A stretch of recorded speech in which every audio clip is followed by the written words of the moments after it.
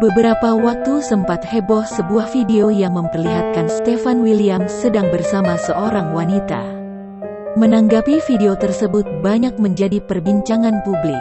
Stefan William memberikan klarifikasi. Ia membenarkan jika wanita dalam video tersebut kini tengah dekat dengannya. Video tersebut menjadi viral dan banyak diperbincangkan. Mengetahui hal itu, akhirnya Stefan William memberikan klarifikasi kebenaran video tersebut. Ia menyampaikan klarifikasi tersebut melalui unggahan story Instagram pribadinya @StefanWilliam pada Selasa tanggal 19 Oktober tahun 2021.